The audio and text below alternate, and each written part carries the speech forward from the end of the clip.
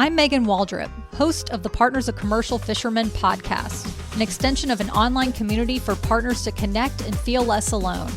Our podcast invites fishermen, family, friends, and supporters of the industry to learn, laugh, vent, and hear stories about this incredibly unique way of life. What do you say? Let's dive in.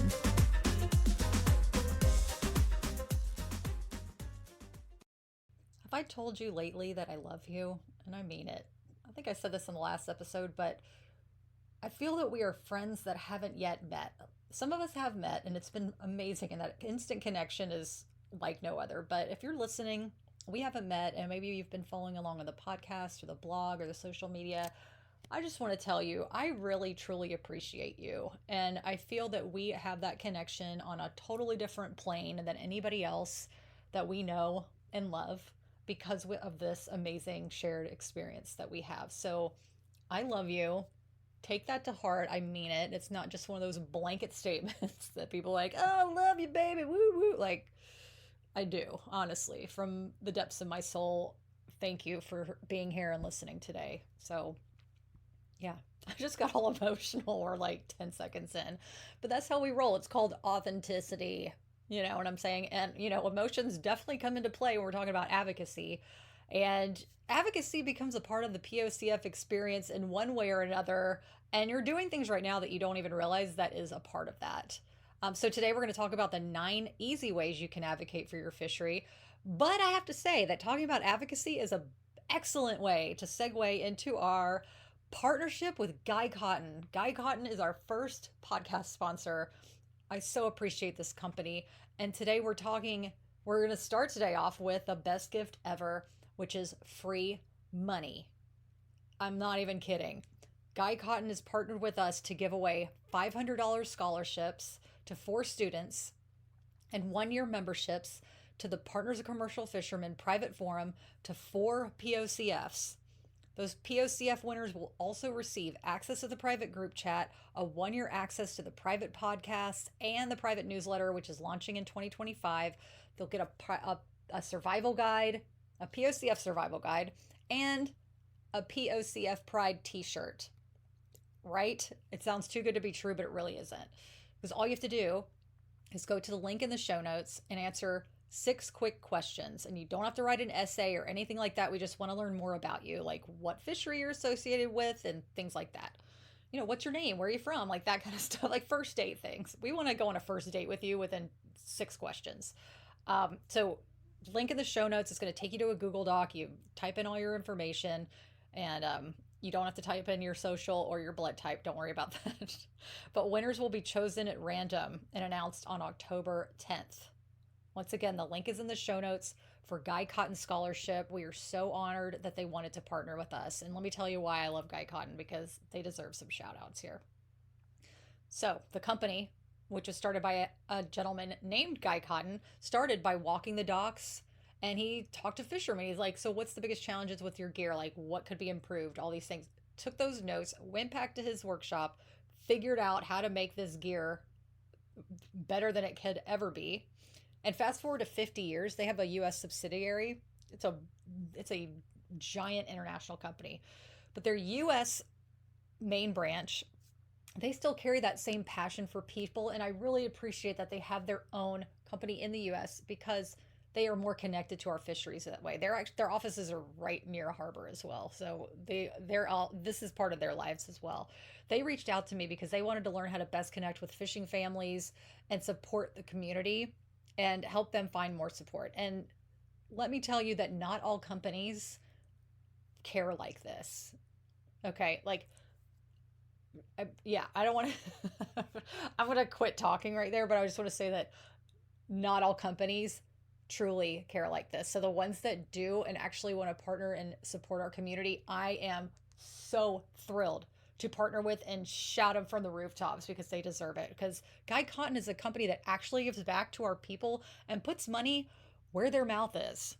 So that is why I'm so proud to link up with them. And I look forward to partnering with more companies out there with these shared values to actively support commercial fishing families and communities. So again, free money for students. 4 will be chosen. They'll get $500 each. And also partners of commercial fishermen, you have the opportunity to get a year access to the private communities, private newsletter, podcasts that are launching in 2025, the POCF Survival Guide t-shirt, the good stuff. Okay, that's all going to happen if you just go to the link in bio, fill out a little form, and you're automatically entered to win. Good luck. You got this. Okay, let's dive into today's episode. This one's going to be short and sweet, but it's going to be filled with valuable information about how to advocate for your fisheries.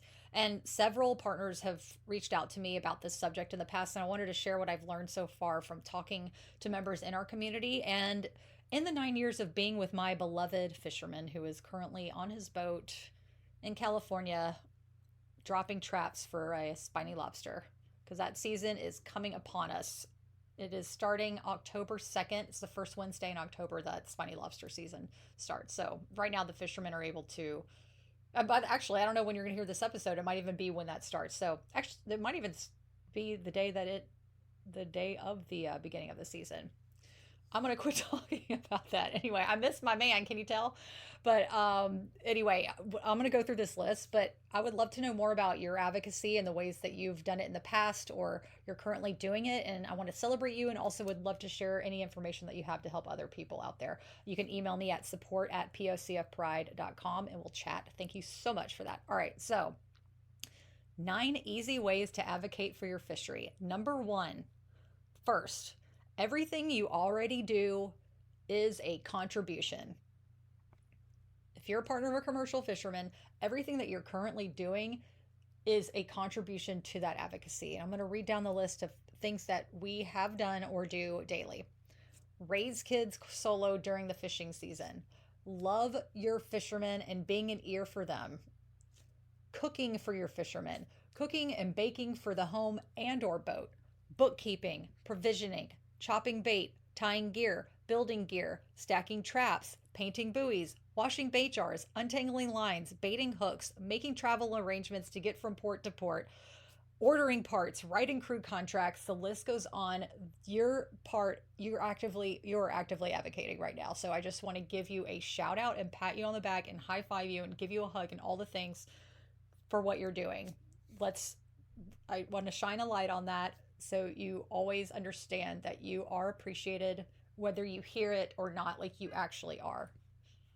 Boom. Thank you for your contribution. I'm going to keep going. Number 2, how to advocate for your fisheries. You can write to your politicians about upcoming policies that need attention and why you believe so. Number 3, you can contribute to public comment. For example, we have a partner of commercial fisherman and science writer, Danielle Hall, who wrote a public comment for the federal biodiversity call for comment. That was the initiative that was sent out. I'll put a link in the show notes from her podcast. She talks about it and why fishermen need to be heard because we are so freaking knowledgeable. So you can talk to your politicians, contribute to the public comment. Number 4, you can go to local meetings or live stream them and comment on the Zoom. For example, there was a meeting in Ventura, California recently about proposed closures around the Channel Islands where my husband fishes. And I think over 100 fishermen and partners showed up to represent the fishery and also ask questions as in, what is the base of merit for you to say that these fisheries need to be closed? They had no answer. They said they would get back to them. That's curious. I'm sure a lot of people have faced this kind of resistance before where you feel that your fishing grounds are being threatened and there's no actual facts to back up why they feel that the fish or seafood in that area is threatened. Is it a land grab? Is it an ego thing at this point? Like are people actually helping the fisheries and the coastal communities, or are they making it harder for commercial fishermen and encouraging more imported seafood, which could have even worse horrific environmental effects to collect that seafood and also whatever the environments are for the people who harvest them. So I just went off on a tangent because it gets in you. You're like, what is going on here, people?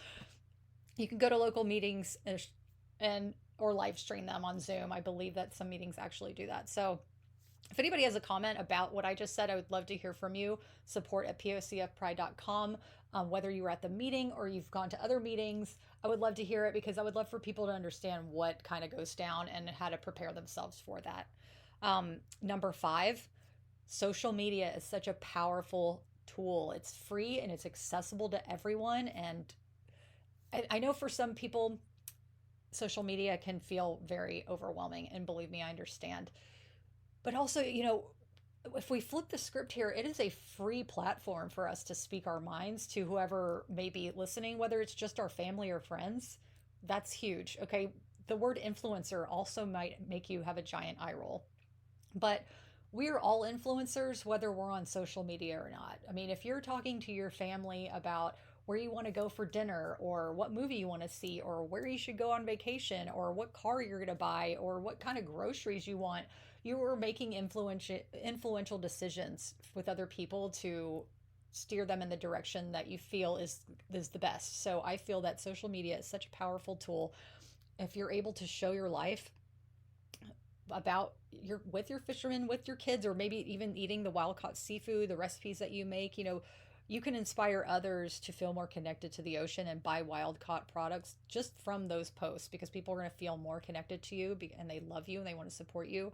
um, yeah, social media, it's use it for you. It's not against you. Use it for your advantage because that's what it's there for. It's an incredible, I mean, it's an incredible access point. No other generation has ever had this kind of uh, like a stage before, and it's pretty incredible.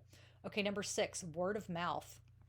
Maybe you go to yoga or Pilates, or maybe you're a part of a book club or a wine club, or you're in a recreational sports team. When you get to know people, they ask about your life, and you say, oh, yeah, well, my partner's this, or I partner on a boat with my partner, or I am a female captain, and this is what I do. People, like I said, are going to feel more connected to our oceans because they love you and they want to support you, and also because they know you and they're like, damn, this person's awesome as hell. Like, I didn't realize all of the that goes behind each wild caught every wild caught seafood catch. I didn't realize the people that are behind there. They're just like me and my family. They remind me so much of us. Like this, I want to help support them. So word of mouth is such a powerful tool as well, and that kind of goes back to the social media thing. That's also another stage for word of mouth, but also that in-person connection is another deep is deep. It's special and it's important as well. Another way you can advocate, number 7, is to buy wild caught seafood locally from small family fishing businesses. I think that goes without saying. We can support, we can repost their fishing business on our social media. We could talk about it. We could also buy from them. Huge. Number 8, if you're a small business, if you're one of those small family fishing businesses that sells directly to consumers and to your customers, here's another idea. A woman in our private community who sells tuna off the dock with her fishermen mentioned to talk to customers about issues that they're having, or about the issues that maybe you're facing. And she does this face to face when customers come and pick up their orders, and through newsletters on her email list. And if you're wondering, like, and I'm sure you have an email list, or maybe you don't, I don't know, but if you have a small fishing business, you can grab those emails, and I'm sure you're like sending them out and telling people like, this is coming in, or we have this available and we're going out here or there. I'm not sure specifically how it works, but your access point to them. But if you want to learn how to get a newsletter, you can just go to MailChimp, or my favorite is ConvertKit. They have a really easy ways to just have that email list and just blast something that you want to your entire list, or you can segment it to different people. Okay, so number 9 is another way to advocate, and I'm doing it, is to keep listening to this podcast, y'all, and to, just downloading the podcast or even writing a review, commenting on socials, super huge for our community, and also on the blog. Any kind of comment or interaction is super huge because it helps me show other people that we're out here, that people really are engaging, and that people who want to help support our community can come in. They have an audience that actually cares and is dedicated and listens. Like people who give free money out to our kids and free membership out to our community members, like Guy Cotten. I mean, that's how they were able to really understand that our community, how powerful we are. So those are the 9 reasons. I'm going to go through them really quick again. So, number one, everything you do is a contribution. Two, you can write to your politicians about upcoming policies or anything that's on your mind about the fisheries. Three, you can contribute to public comment. Four, you can go to local meetings or stream them on Zoom if available. Five, utilize social media to your advantage. Six, word of mouth. Seven, buy wild caught seafood locally or from small family fishing businesses. Eight, talk to you if you're a small family fishing business, talk directly to your consumers about what's going on, and you can do that through your email list. Talk to them whenever they pick up your seafood, have that really nice connection with them. And nine is to just keep doing what you're doing as of thank you for supporting us. Thank you for supporting this podcast through downloads, comments. I love you. I appreciate you so much. One thing I wanted to add, and I feel like I set a really good example about this as I was kind of discussing what was going on in the California Channel Island fisheries and those proposed marine protection areas. I would like to add that the most important thing to remember when you're talking to others about these issues, maybe you're in a Zoom meeting, maybe you're at the actual meeting, maybe you're talking to a politician or writing them, when it starts to feel heated, remain calm. And I know it can be hard when you feel like people are firing off misinformation, but your greatest strength is keeping a level head, letting other people speak, listening, and then calmly sharing your point of view. That is the person in control has the most power. The person with the peace of mind has the most power in the room. I mean, that's really what it is. The people that are going off and yelling, like, believe me, I might feel that inside and I totally 100% understand you. But at some point, people stop listening to that kind of communication. Just, do you know what I mean? Like, whenever someone starts to go off, you're like, okay, I'm done. Like, this is too much. I cannot. Like, it loses, it dilutes the whole point. Even though you could have some really perfect points and have all the facts you need to deliver this, if you're able to do it in a calm, level-headed manner, take a breath, take a beat, that is going to make everything you say just 20 times more effective. And I'm telling this to myself. I'm not just saying I have all the wisdom. Like, I'm with y'all. I mean, I'm a human being. I'm learning about this too.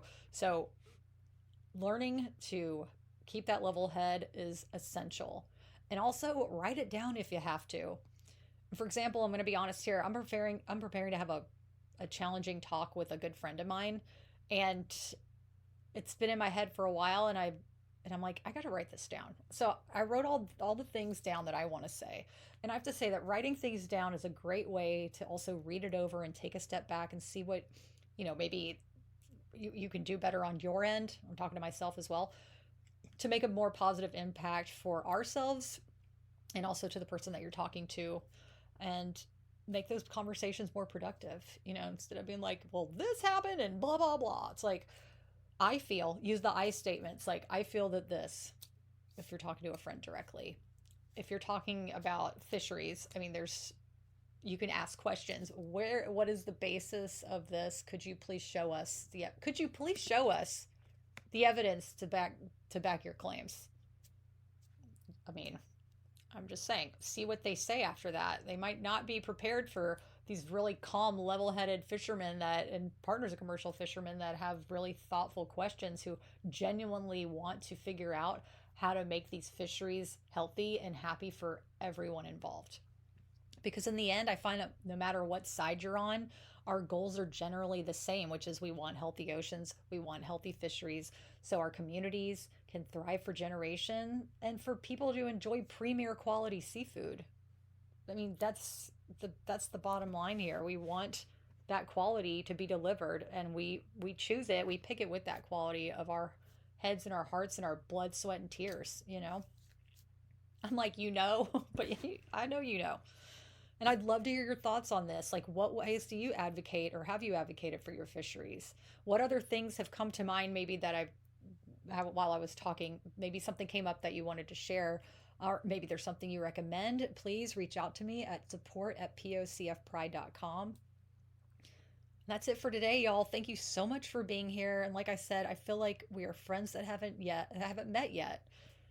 Yet my love for you is just the same as it would be with a friend. I so appreciate you. Your presence is here within me. I feel like it's around me as I'm talking to you on this podcast. I don't know if that sounds too Woo woo.